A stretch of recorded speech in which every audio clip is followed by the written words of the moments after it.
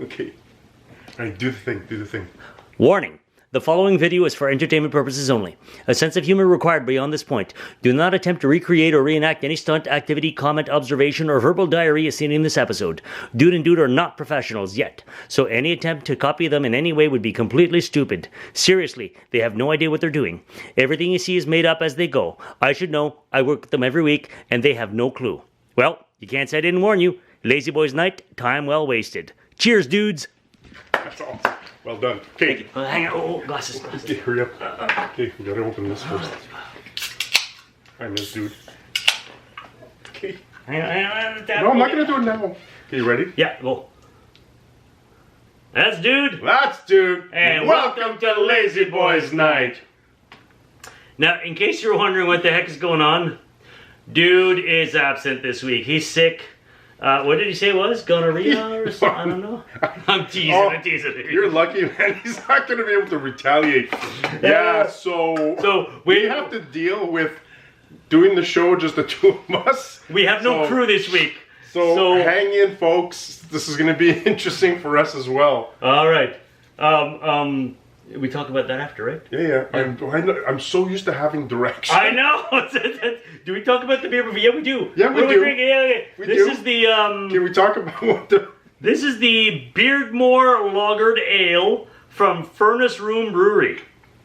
I don't know where it's from. I'm not to show it because there's not. Yeah, it's a. It's a guy with a beard. Like there we go. Like we used to do. Anyways, I look forward to trying. Okay, we're so. My rhythm is off. All right. Cheers, dude. Cheers. Oh wait, I gotta do the thing. Start the song. I gotta do the thing. Wait. Okay, and then okay. Oh, there we go. This is my favorite part. It's just two guys talking. There they go again, say anything, talking about nothing. Nothing new to say, talking anyway. So much to review. So let's have a cold brew. We're terrible lip syncers, aren't we? Everybody's talking. It's not anything. No one's listening. Talking about nothing. They're all hearing. I can hear a thing. Nothing I can do. So let's have one more brew.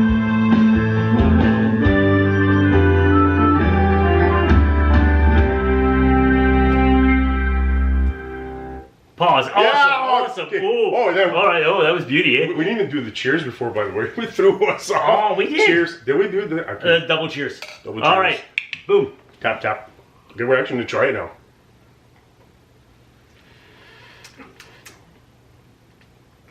I like it. That's nice and crisp. That's nice. It's also very light. It's which is probably kind of good because I'm feeling a little bloaty from dinner. Oh, I know. Lord. No, this is great. This is it's a lagered ale. Mm-hmm.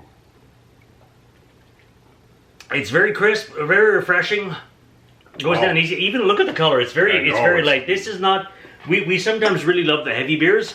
My belly's not in the mood for heavy beer tonight, so this is perfect. Where is this from? Hang on. I have my glasses this time. Now you have your glasses. I know. Dude's been hammering at you to get your glasses on. I needed to read the warning, right? Glasses now. Georgetown. Dude's gonna watch this show and he's going. He's gonna realize. Told you. Or he's gonna realize we can do it without him. So far. Excuse me. Holy jeez. Bloated, no kidding. So this is from Georgetown, which, if you don't know, is just west of Toronto. Okay, there you go. Look it up. Yep. You could Google We Maps. show you a map, but Georgetown. There you go. The town of George. The town of George. All right. So I approve Georgetown Furnace Room Brewery. It's very nice, crisp, clean. Love it. Loving it. So what's on the agenda for tonight, dude? Oh, we're doing a crappy ball of mystery. Ooh, logo here, logo here, logo here. All right. Yeah, you've heard of low budget shows. This is a no budget show because we have no crew. Oh man. All right, dude. I will admit, I miss you, dude. Yeah, we miss you. I miss you as well. It's not the same we're you know what I've really realized? What have you really realized? What I really realized on this Thursday is that getting the call that Dude couldn't be here, and that we're gonna fly solo together, the two of us in tandem. I get you. But it was unsettling because I'm so used to having I'm so used to having we razz him a lot. We do. But he's got everything prepped for us. Everything's timed. He's the backbone. We're the face, We're the front personality bone. with front bones. Oh, name your sex tape. Oh! Logo here. That's gonna happen a lot tonight. Logo here. All right. You want to do it? Yeah, I'd like to read one. Yeah, let me reach down here and see what it says. Oh my god.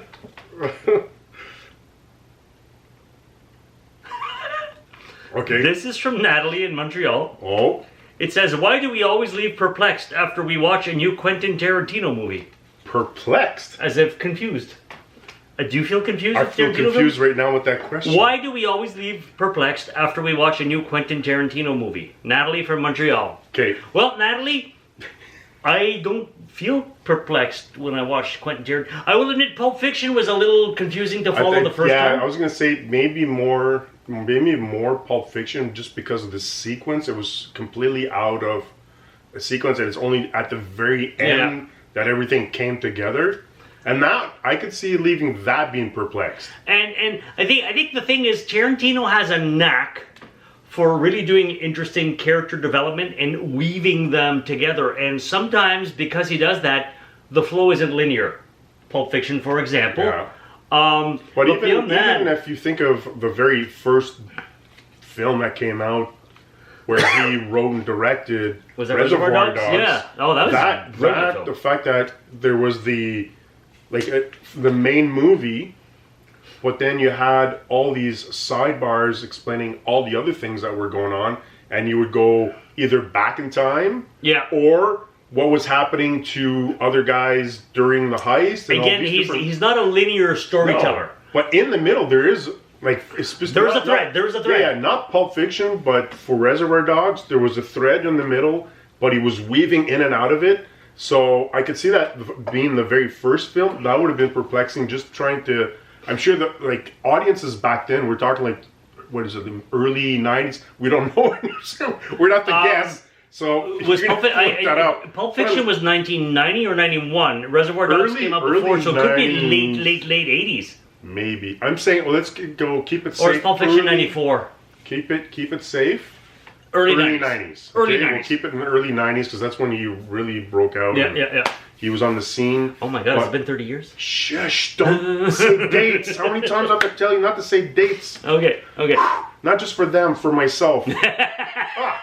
Anyways. Right here it says how old we are. See? There it is. Okay. So, but perplexed, I can see with Pulp Fiction specifically, but he has a very unique style that you can find throughout every film, and which is the dialogue, right?